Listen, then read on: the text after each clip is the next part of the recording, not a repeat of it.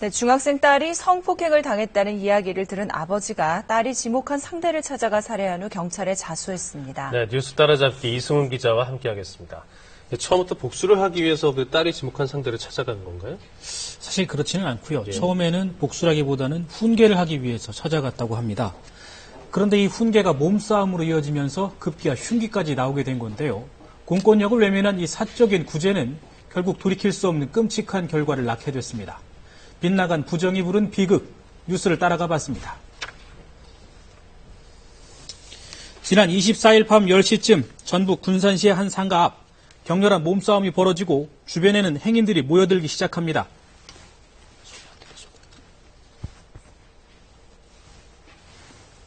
싸운다는 112 처음에 신고가 들어왔어요. 길가에서 다툼을 벌인 사람은 47살 박모 씨 부부와 17살 최모 군이었다는데요.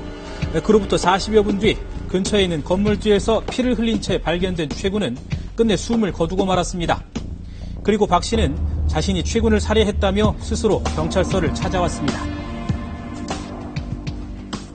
자신의 딸한테 그 딸이 피해자로부터 강간을 당했다는 말을 전해 듣고 순간 화가 나서 피해자가 일하는 치킨집에 찾아가 훈계를 하던 중에 순간 화가 치밀어 살해를 한 것 같습니다.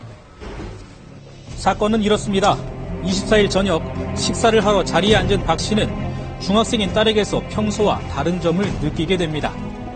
딸을 추궁한 박 씨, 이틀 동안 딸이 집에 들어오지 않았다는 사실과 함께 성폭행을 당했다는 충격적인 이야기를 듣게 되는데요.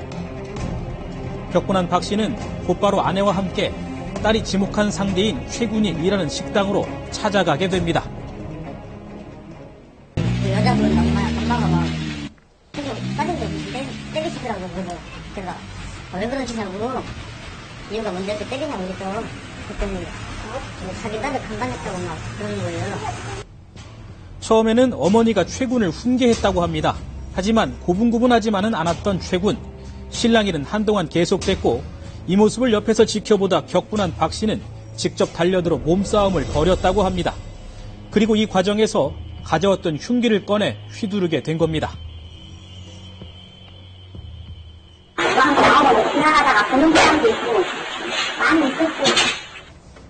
상처를 입은 최 군은 자리를 피해 200여 미터를 도망쳤지만 출혈이 심했던 탓에 한 건물 뒤편에서 쓰러지고 말았는데요. 친구들이 최 군을 발견했지만 이미 시간이 늦은 뒤였습니다. 좀 가니까 피가 순간이 보였고 친구가 먹고 코에 손 대보니까 친구가 안 죽어요. 맥 짚으니까 맥박도 안 되고요. 급히 병원으로 옮겨졌지만 피를 많이 흘린 최 군은 그만 숨을 거두고 말았습니다. 사건이 있고 1시간 정도가 지난 뒤 가해자인 박 씨는 자신의 발로 경찰서를 찾아와 자수를 했습니다. 딸을 성폭행한 남자를 칼로 찔렀다. 그렇게 자수를 하러 왔다. 딸이 성폭행을 당했다는 사실을 참을 수 없었다는 박 씨. 그런데 숨진 최 군 가족들의 주장은 좀 다릅니다. 25일 저녁 인터넷에는 자신을 숨진 최 군의 누나의 친구라고 소개한 글이 올라왔습니다. 두 사람은 사귀던 사이였고 성폭행은 절대 있을 수 없다는 내용. 유족들의 주장도 이와 비슷합니다. 우리 강간했다 하죠. 절대 그런 게 없습니다. 100% 억울합니다. 경찰은 사건의 시작이 된 성폭행의 진위 여부를 밝히기 위해 수사를 계속하고 있습니다. 그 부분에 대해서 확실하게 저희들이 그게 사실이냐 진위 여부를 확인할 예정이고요. 그리고 피해자하고 피해자 딸과 딸 사이에서 관계에 대해서도 저희들이 확인할 계획이 있습니다. 결국 사건의 발단이 된 성폭행의 여부도 확실치가 않은 상황인데요. 인터넷에서는 공권력을 외면한 피해자 스스로의 이른바 자력구제에 대한 논란이 다시 일고 있습니다. 감정이 휩싸인 사적 보복에 대한 우려와 함께 일부에선 공권력에 대한 불신이 이런 비극을 부르고 있다는 비판도 일고 있습니다. 비슷한 사건은 또 있습니다. 지난 1월 한 50대 여성이 자신을 처벌해달라며 경찰서를 찾아왔습니다. 자신의 딸을 괴롭히던 딸의 남자친구를 살해했다고 무려 4년 만에 고백을 한 건데요. 술 마시고 그러면 행패도 부리고 주사가도 굉장히 심하다고 그러더라고. 심하고 그러니까 계속 헤어지려고 그랬던 거죠. 자신의 딸에게 수시로 심한 폭력을 휘둘렀다는 딸의 남자친구. 분노한 피의자는 지인들과 함께 딸의 남자친구를 찾아가 따졌고 시비 끝에 둔기 등으로 살해한 뒤 시신을 강원도의 한 도로변에 유기하고 말았습니다. 처음부터 살해할 영향이 없었습니다. 그러면요? 내가 한번 혼내하면 만나서 얘기한 후에 혼이라든지 하려고 그게 만났습니다. 두 사건 모두 처음의 의도와는 달리 살인이라는 극단적인 범죄로까지 이어진 상황. 이성을 잃은 이른바 자력구제가 어떤 결과로 이어질 수 있는지 설명해주는 사례입니다. 나도 자식이 그러면은 부모님들 찾아와야 될 거 아닙니까?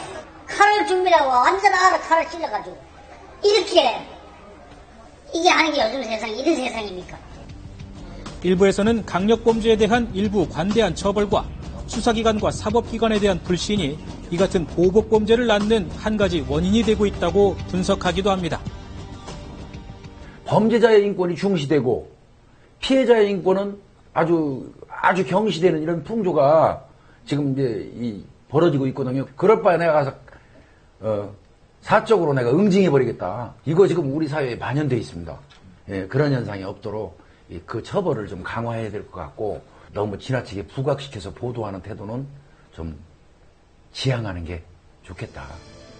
가족에 대한 빗나간 사랑이 빚어낸 이른바 보복범죄, 사적인 구제도 엄연한 범죄라는 사회적 인식이 우선 중요해 보입니다.